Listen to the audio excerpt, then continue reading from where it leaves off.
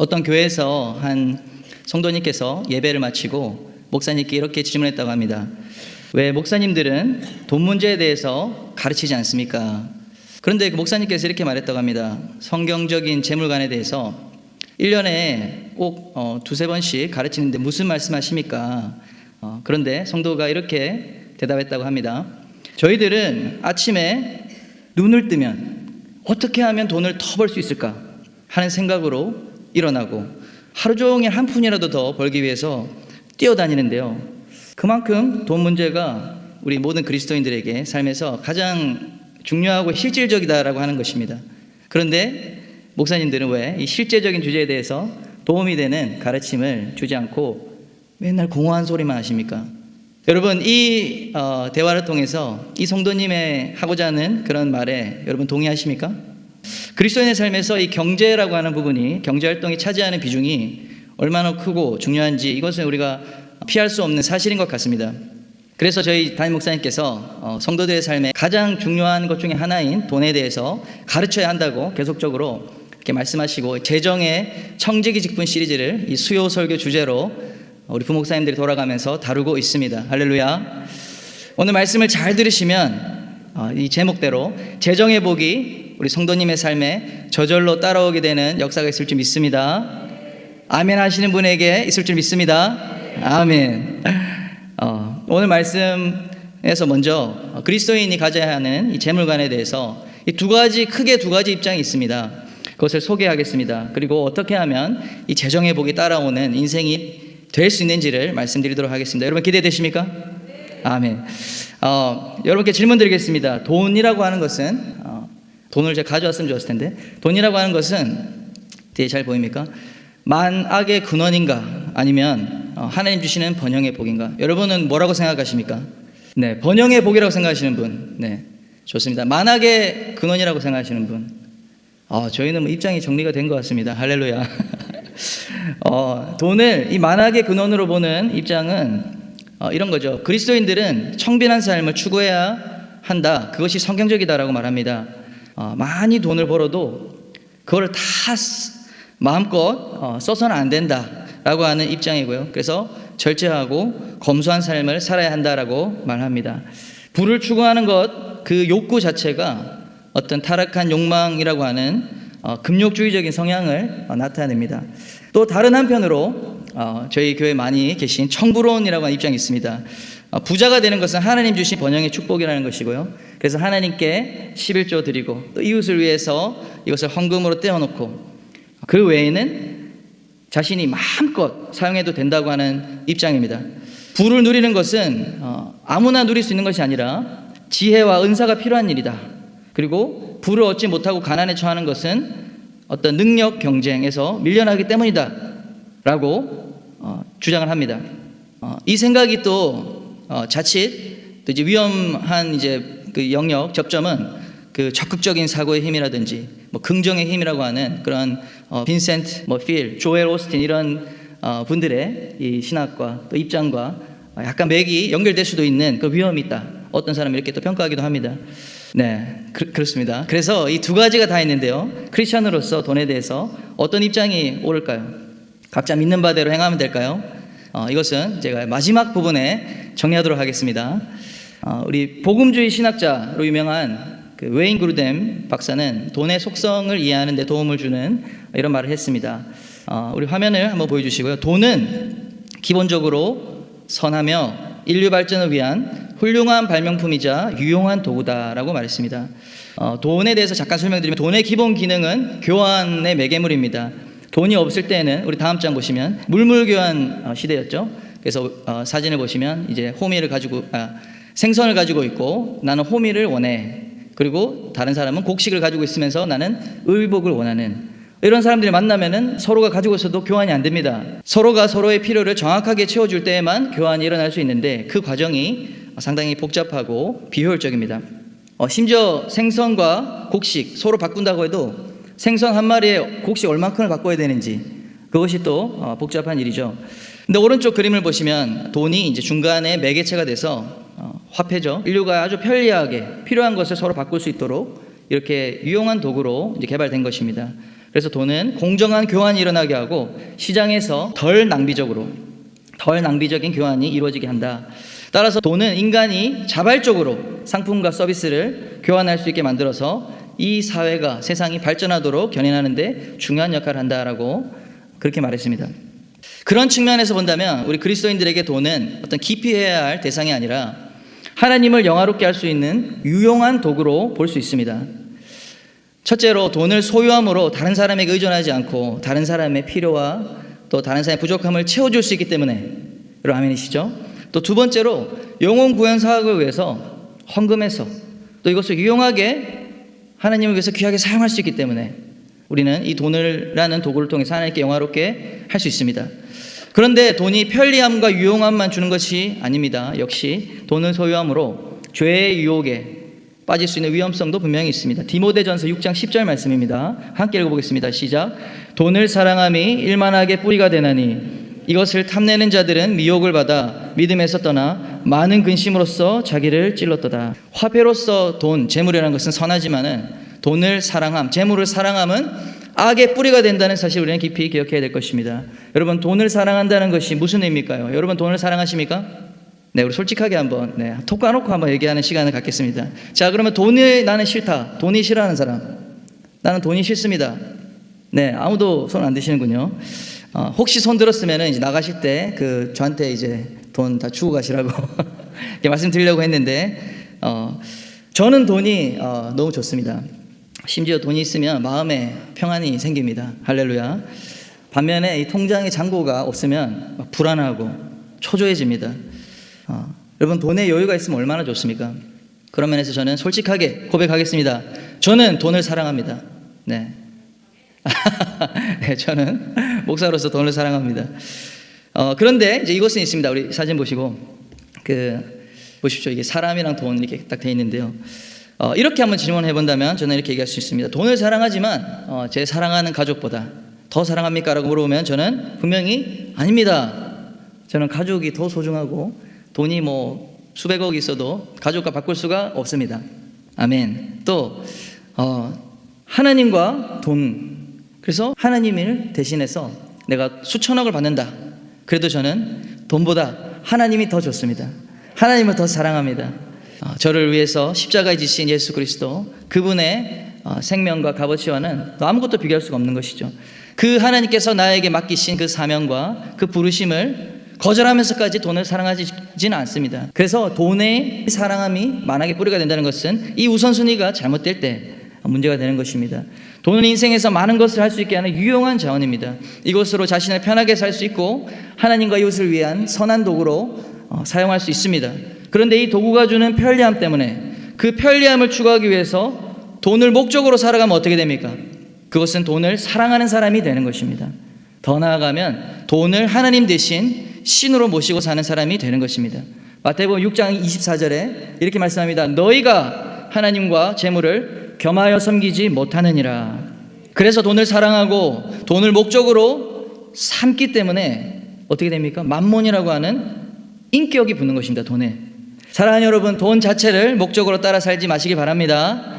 돈을 따라 내 인생을 선택하고 결정하기 시작하면 돈을 사랑하고 돈을 우상으로 섬기는 삶이 되는 것입니다. 목적과 도구를 구분하지 못하는 비참한 인생이 되는 것입니다. 그러면 어떻게 해야 될까요? 하나님의 뜻과 하나님 주신 비전을 위해 돈을 도구로 사용하시기 바랍니다. 기억하시길 바랍니다. 하나님은 우리가 돈을 완전한 도구요, 수단으로 삼을 수 있을 때 돈이 여러분에게 따라갈 수 있도록 축복해 주실 줄 믿으시길 바랍니다. 오늘 본문 말씀은 출애굽한 이스라엘 백성에게 약속의 땅을 주시기 전 재물의 복에 대한 하나님의 계획이 잘 나타내 있습니다. 우리 본문을 통해서 하나님께서 재물의 복을 어떻게 생각하시는지 살펴보기 원합니다. 16절 말씀을 한번 힘차게 함께 다시 읽겠습니다. 내 조상들도 알지 못하던 만나를 광야에서 내게 먹이셨나니 이는 다 너를 낮추시며 너를 시험하사 마침내 내게 복을 주려 하심이었느니라.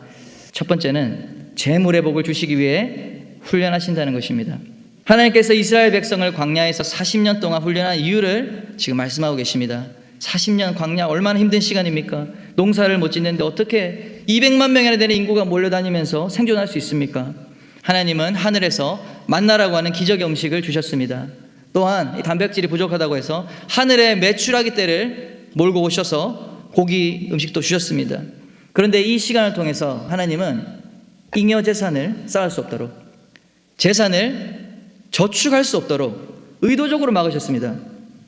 사랑하는 여러분, 우리 성도 각자에게 주시는 광야의 시기는 목적이 있는 훈련임을 기억하시기 바랍니다. 그 목적이 무엇입니까? 오늘 말씀처럼 마침내 복을 주기 위한 훈련인 것입니다. 왜 그렇습니까?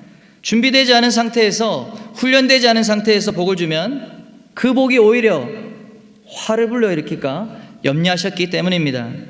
신명기 8장 17절 말씀에 그러나 내가 마음에 이르기를 내 능력과 내 손의 힘으로 내가 이 재물을 얻었다 말할 것이라. 준비되지 않은 상태에서 이 복을 받을 때, 재물의 복을 받을 때 반드시 일어나는 착각이 있습니다. 바로 교만입니다.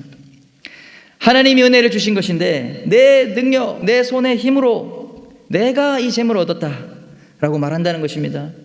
너무나 익숙한 장면 아닙니까? 그래서 하나님은 우리를 낮추시는 훈련을 하십니다. 겸손의 훈련을 하게 하십니다. 진정 내 삶의 주인이 누구신지, 이것을 주시는 공급자가 누구신지, 내 삶을 이끄시는 왕이 누구신지를 정확히 신속하게 기억할 수 있어야 그제서야 하나님은 안심하고 우리에게 복을 주실 수 있는 것입니다. 먼저 하나님께서 곳간에 하나님 나라의 이 곳간의 열쇠를 맡길 수 있도록 하나님이 신뢰할 수 있는 사람이 되시길 바랍니다. 여러분, 제가 우리 청년에게 은행 통장 비밀번호를 다 맡겼다고 생각해 보십시오. 근데 그 다음날 싹 다 인출해서 사라져 버렸습니다. 그럼 어떻게 되겠습니까? 그 사람도 잃고 내 돈도 잃고 다 잃는 거 아니겠습니까? 하나님은 저와 여러분에게 재물의 복을 주기 위해서 훈련하신다는 사실을 기억하시기 바랍니다. 그래서 돈을 주님의 선한 일을 위한 도구로서 사용할 수 있는 절제와 겸손을 먼저 훈련시키는 것입니다. 요셉, 다니엘, 다윗, 이런 하나님이 큰 영향력을 주신 성경 인물들은 모두 큰 자원과 영향력을 주시기 전에 오랜 시간 절제와 겸손의 훈련을 먼저 주셨잖아요. 기억하시길 바랍니다. 우리가 훈련이 끝나면 하나님께서 믿을 수 있으면 분명히 우리에게 재물 얻을 능력을 주실 것입니다. 두 번째, 재물과 돈에 대한 원리. 재물을 주시지 않고 재물 얻을 능력을 주십니다. 우리 18절 전반부를 읽겠습니다. 함께 읽겠습니다. 시작. 내 하나님 여호와를 기억하라. 그가 내게 재물 얻을 능력을 주셨음이라. 본문은 하나님께서 이 재물의 복을 주시는 아주 중요한 원리를 나타냅니다. 우리는 이렇게 기도하지 않습니까? 쌀이 없어요. 쌀을 채워 주십시오.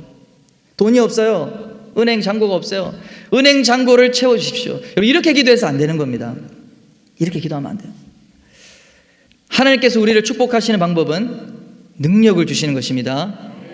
지혜라고 하는 능력을 주셔서 우리로 재물을 얻게 하시고 돈을 벌게 하시고 경제적 번영도 이루게 하시는 줄 믿으시길 바랍니다.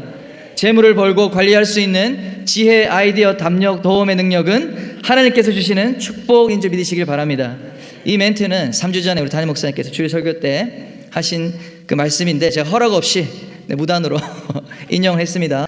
이스라엘 유대인을 한번 기억해 봅시다. 디아스포라로 뿔뿔이 흩어져서 땅을 갖지 못하는, 자신의 나라가 없잖아요. 그래서 모든 경제활동의 기반이 되는 부동산이 없어요. 추방당해서.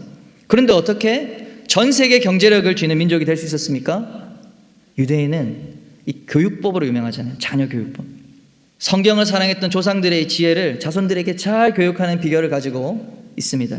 그래서 경제적 기반이 전혀 없는, 흩어져 있는 그런 상황 속에서도 세계 경제를 장악하는 그런 민족이 될 수 있었습니다. 그 핵심은 뭘까요? 바로 지혜입니다. 여러분, 대한민국도 마찬가지입니다. 전쟁으로 잿더미가 된 나라가 어떻게 수십 년 만에 고도의 압축 성장으로 한강의 기적, 기적이라고 하는 경제 용어를 붙일 수 있을 정도로 하나님께 복을 받을 수 있었을까요? 우리나라의 자연 자원이 풍부합니까? 아니면 자본이 있었습니까? 아무것도 없었죠. 불과 1950년대, 70년 전입니다. 초대 이승만 대통령은 전후 대한민국 재건을 위해서 전쟁 후에 얼마나 많은 일을 해야 했을까요? 정말 이 잿더미가 된 이 나라를 보면서 그 100년이 걸릴 거라고 인천 상륙작전 성공하셨던 에가도 장군. 네, 할렐루야. 이 국토를 복구하기 위해서 토목도 건설도 해야 되죠. 또 도시 계획도 해야 되죠. 국방도 세워야 되죠. 굶주린 국민들을 먹여 살려야 되죠. 할 일이 얼마나 많았습니까? 그런데 이승만 대통령은 대한민국의 미래를 위해서 다음 세대 교육을 위해 집중 투자했다는 사실을 우리 역사를 통해서 살펴볼 수 있었습니다. 제가 사진을 이제 그 자료들을 준비했습니다. 여러분 잘 보시길 바랍니다. 전 국민 문맹률을 낮추기 위해서 교육 계몽 운동을 전쟁이 끝나자마자 본격적으로 하신 거예요. 그런데 사실은 이제 전쟁 일어나기 전에 건국하자마자 그 계획을 수립하고 계셨어요. 그래서 해방 직후에 얼마나 한글을 모르는 사람이 많은지를 파악을 이미 했습니다.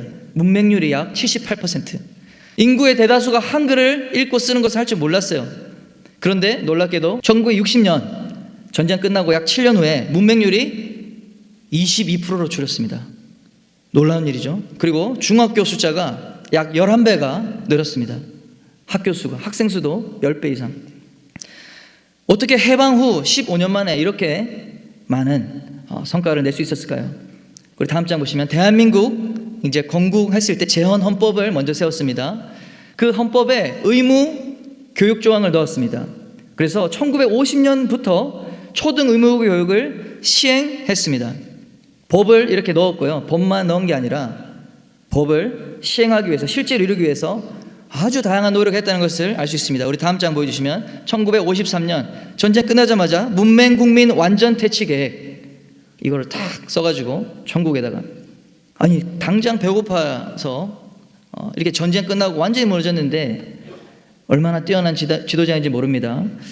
자, 그 다음 장에는 전국 문맹퇴치 교육 공로자들을 또 표창도 하고 계속해서 동기부여하고 상을 주고, 이 일을 그냥 계획만 한 것이 아니라 실제로 이루어야 된다고 분명한 생각을 가지고 추진했다는 것을 알 수 있습니다. 다음 장 보시면 타자 경연대회 이런 것도 하고요.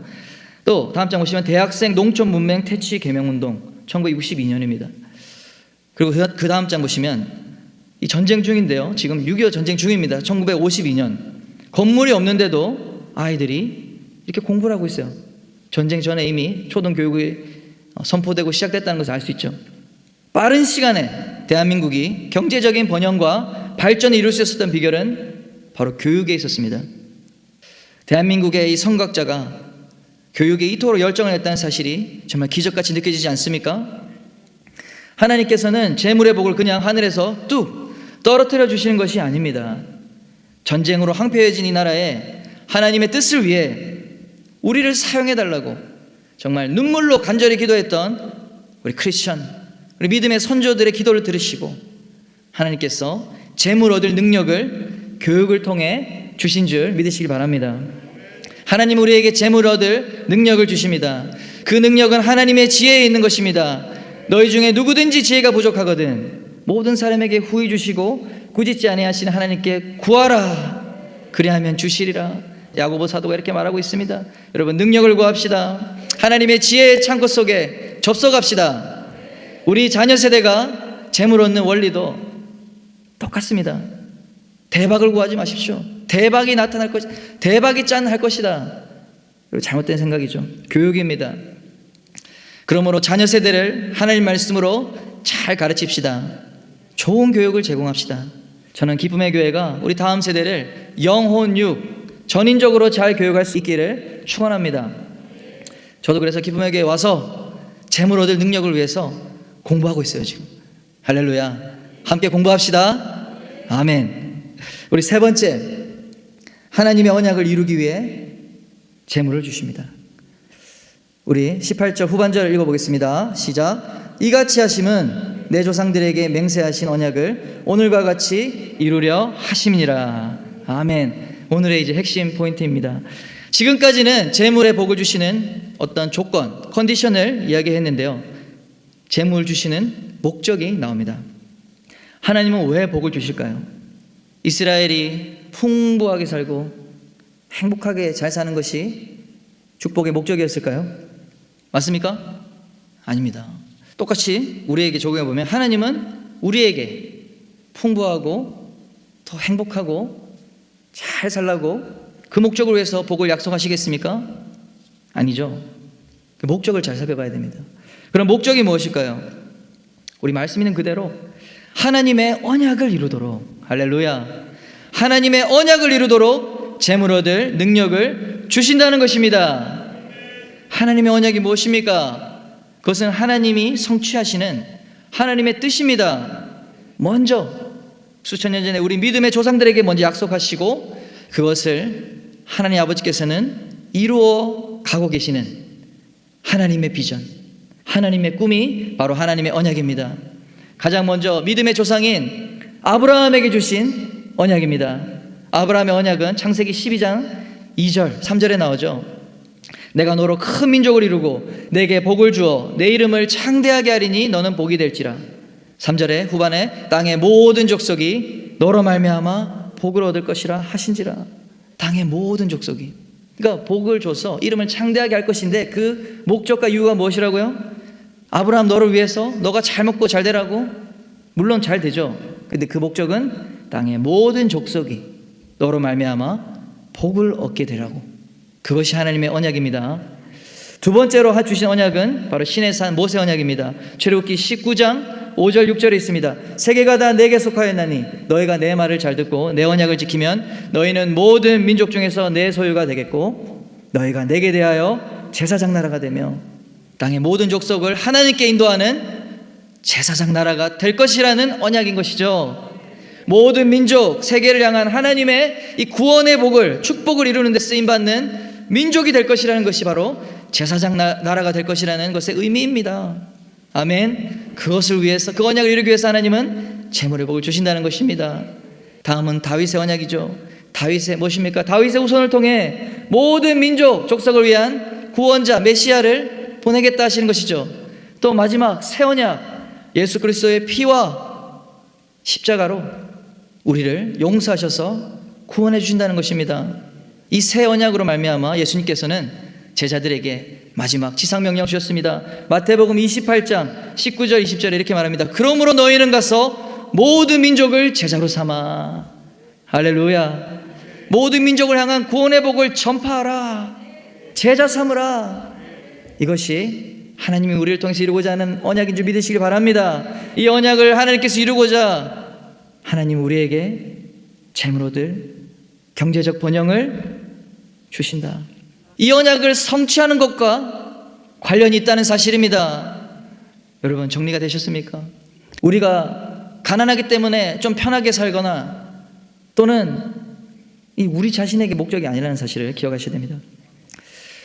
자, 정리를 하겠습니다. 크리스천의 돈 관점, 재물 관점, 깨끗한 부자, 청부론이 맞습니까? 아니면 자발적 가난으로 금욕을 실천하는 깨끗한 가난, 청빈론이 맞습니까? 하나님 우리에게 재물 얻을 능력을 주시는데 우리가 경제적 자유를 누리고 더 행복하고 여유로운 삶을 살라고 이 재물 얻을 능력 주시는 게 아니죠. 그리고 또 한편으로 막 돈은 위험하니까 죄 지을 수 있으니까 쳐다도 보지 말고 그냥 자발적으로 가난에 처하면서 죄를 멀리하기 위해서 금욕생활해라. 이것도 하나님 별로 관심 있는 거 아닙니다. 다 이거는 우리 시선 자체가, 관점 자체, 기준 자체가 우리 자신에게 있는 거 아닙니까? 그런데 우리는 그 시선을 하나님의 기준으로 옮길 때 재물에 대한 올바른 관점을 가질 수 있는지 믿으시길 바랍니다. 하나님은 저와 여러분을 통해서 이루고자 하는 꿈꾸시는 일이 있습니다. 그 꿈 때문에 언약을 주시고 그 언약을 성취하시는 것입니다. 그 언약은 저와 여러분을 통해서 생명의 복음을 땅끝까지 전하는 것입니다. 잃어버린 영혼을 찾는 것입니다. 예수 그리스도의 십자가로 구원하신 이 구원의 역사를 이제 완성하는 것입니다. 바로 그 일을 위해서 하나님은 우리에게 필요하시면 재물 얻을 능력을 허락하실 것입니다. 중요한 것은 무엇을 구하는가? 너희는 먼저 그의 나라와 의를 구하라. 하나님의 그 비전을 따라갈 때 그 비전을 이루도록 돈이 나에게 따라오는 그런 인생을 사시게 될 줄 믿으시길 바랍니다. 돈을 따라가려고 하는 것은 참 비참한 인생이라는 것을 기억해야 됩니다. 하나님의 구원의 비전을 성취하기 위해서 이 경제적 번영을 사용한 인물들이 있습니다. 설교를 마치면서 몇 분을 소개하려고 합니다. 우리 사진 한 장 보여주시겠습니까? 이 사진 뭐죠? 타작이죠. 어떤 타작인지 아십니까? 뒤에 보시면 언더우드라고 적혀있죠. 언더우드, 존 언더우드라는 사람은 타자기 회사, 언더우드 타자기 회사의 설립자이고 이제 사장입니다. 이 타자기가 등장하기 전에는 타자를 칠 때 글자가 무슨 글자 찍히는지 보이지가 않았어요. 다 찍고 나야지 이렇게 볼 수 있었는데 이제 존 언더우드라는 사람이 이것을 이제 최초로 개발했습니다. 그래서 타자기 회사에 전 세계적으로 가장 많은 타자기를 판매하는 히트를 친 거죠.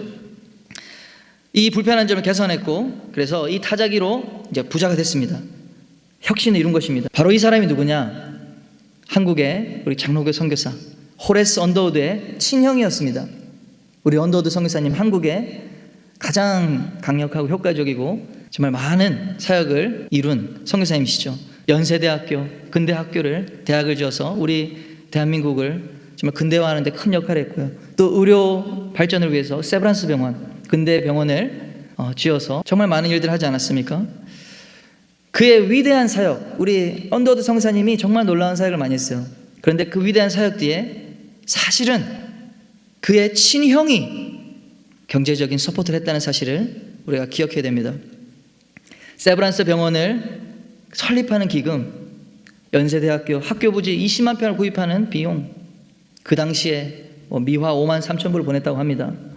또 현재 연세대 본관 건물인 언더우드관을 건축하는데 10만 달러를 보냈다고 합니다. 그뿐만 아니라 한국에 이제 선교사를 지원하고 헌신했는데 선교부에서 이제 헌금도 없고 파송이 안 됐어요. 그런 사람들을 이 존 언더우드 우리 사장님께서 개인적으로 다 후원해서 보냈어요. 파송했습니다. 그래서 생각하게 됐어요. 저는 이 선교사님이 이런 형을 잘 만나서 선교사역을 잘했구나. 처음엔 그렇게 생각했습니다. 근데 제가 이 설교를 준비하면서 무슨 생각했는지 아십니까? 이 존 언더우드 이 사장님이 타자기를 발명시킨 게 이 동생 때문이 아닐까. 할렐루야. 친동생이 선교에 헌신했기 때문에 저 조선 복음이 없이 죽어가는 우리 수백만 영혼들을 살리기 위해서 목숨을 걸고 가족을 데리고 간 그 주님의 구원의 사역을 위해서 헌신한 동생 때문에 이 형에게 하나님의 지혜가 임한 거 아닐까? 이 동생 때문에 형이 복을 받은 게 아닌가? 할렐루야. 우리 천국 가서 물어보면 좋겠습니다. 우리 그 다음 장 사진을 보시면 Working for God, R.G. 레토네루라고 하는 잘 모르실 겁니다. 이 미국의 불도저를 개발하고 중장비, 그래서 뭐 채굴 하고 땅 파고 그 다음에 심지어 석유 시추선 이런 것까지 개발한 수십 종의 중장비를 개발한 아주 천재적인 엔지니어입니다. 돈도 어마어마하게 벌고 이 사람이 엔지니어로서 하여튼 이 영역을 다 석권한 사람입니다. R.G. 레토네. 근데 이 사람이 CBMC라고 하는 이제 기독 실업인 이제 초대 리더로 일을 했고요. 정말 많은 이 자기의 번 돈으로 일들을 했어요. 여러분 빌리 그레함 목사님 아시죠? 빌리 그레함 목사님이 전 세계를 다니면서 정말 수억 명에게 복음을 전하고 그 가는 곳마다 이 대형 크루세이드라고 해서 거의 다 모읍니다. 사람을 대형 집회를 합니다. 얼마나 비용이 많이 되는지 아시죠? 그 목사님 어떻게 할 수 있었을까요? 바로 그 뒤에서 이 레토네루, 이 비즈니스맨, 하나님께 헌신한 이 비즈니스맨이 다 서포트한 겁니다. 사람들에게 하나님의 사업가로 불린 사람이에요.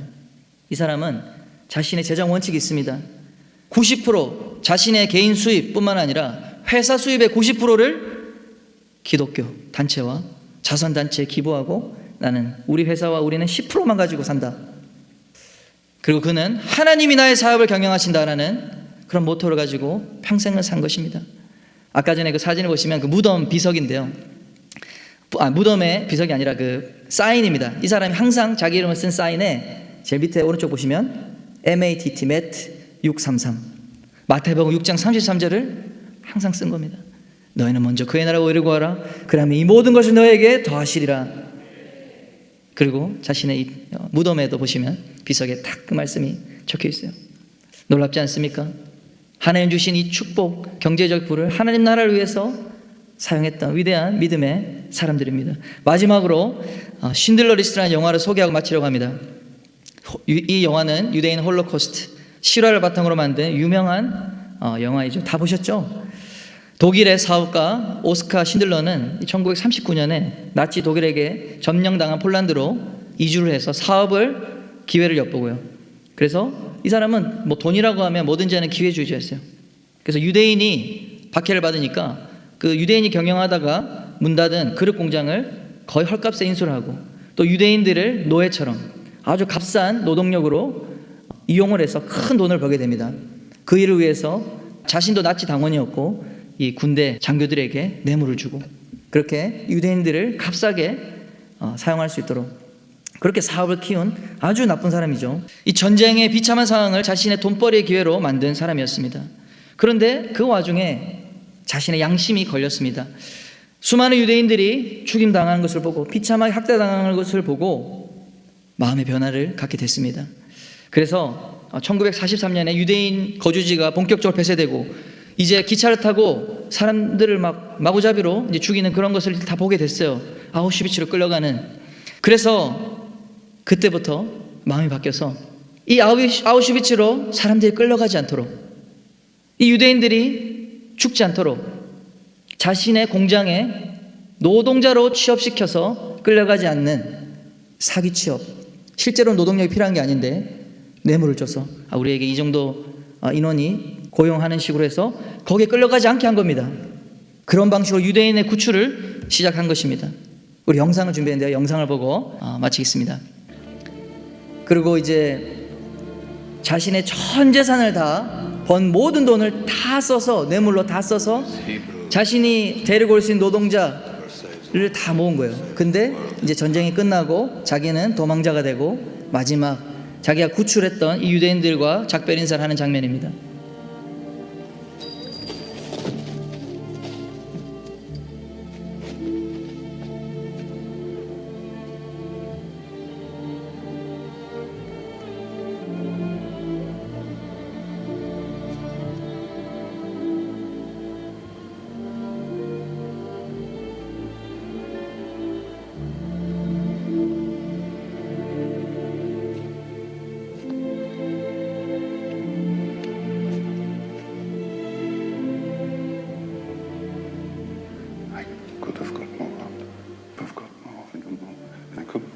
Oscar, there are 1,100 people who are alive because of you. Look at them. If I'd made more money, I threw away so much money. You have no idea. If I just... Generations because of what you did. I didn't do enough. You did so much. This car. Gert would have bought this car. Why did I keep the car? 10 people. 10 more people. This pen. 2 people. This is gold. 2 more people. He would have given me 2 for it. At least 1. He would have given me 1. 1 more. 1 more person. A person, Stan. For this. I could have got 1 more person. And I didn't. 평생을 기회주의자로 남을 이용해서 돈을 벌었던 사람이 이제는 자신의 전 재산을 사용해서 죽어가는 우리 유대인들을 살리기 위해 이 뇌물로 정말 사람 살리는 뇌물이었죠. 그렇게 다 쓰고 났는데 보니까 아직까지 팔지 않은 자기 재산이 남아있는 거예요. 이걸 더 팔았으면 좀 한 명이라도 더 살릴 수 있었을 텐데 그런 후회를 하는 그런 장면입니다. 하나님 우리에게 큰 재물의 복을 주신다면 그것으로 여러분은 무엇을 위해서 사용하시겠습니까?